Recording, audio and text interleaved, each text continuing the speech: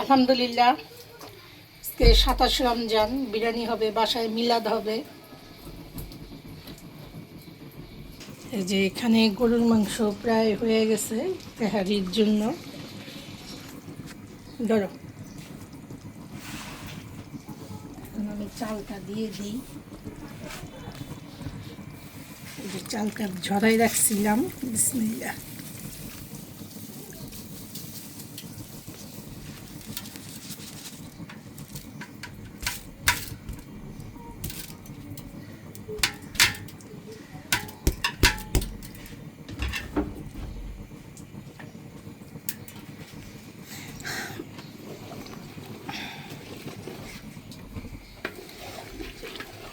মাংসটা একদম ভালো করে কষাই নিছি।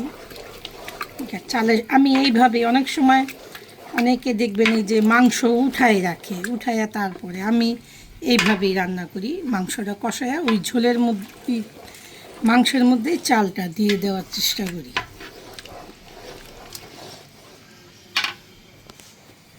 শুনেন, আমি কিছু চর্বি দিব, কি লেগে এক্সট্রা একটু চর্বি দিলে কি বিরিয়ানিটা খেতে কিন্তু খুবই ভালো লাগে। আপনি আবার যাদের সমস্যা আছে তারা না খাওয়াই ভালো। চর্বিটা দিয়ে দিলাম, আরও 1 চামচ লবণ দিলাম। যে বিরিয়ানির মশলা তখন 2 প্যাকেট দিচ্ছি, এখন আরেক প্যাকেট দিয়ে দিই। আজকে প্রাণের মশলা ব্যবহার করলাম, দেখি কেমন হয়।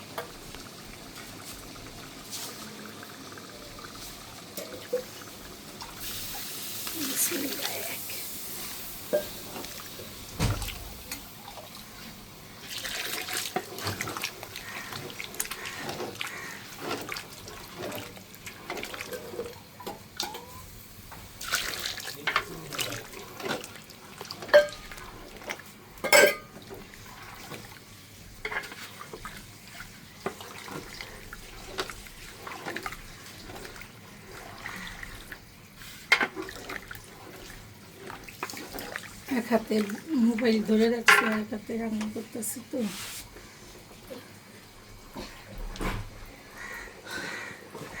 এই যে প্রাণের মশলাটা, এই প্রথম আমি প্রাণের মশলা দিয়ে বিরিয়ানি রান্না করতেছি।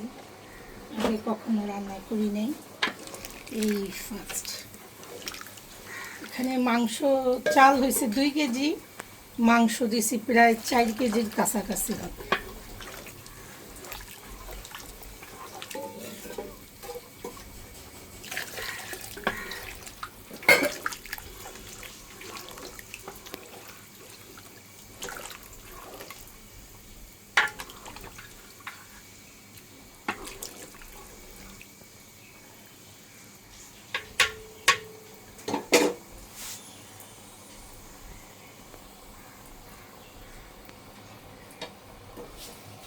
এবার ঢেকে দেই, পরবর্তী ভিডিও নিয়ে আবার আসবো। আল্লাহ হাফেজ।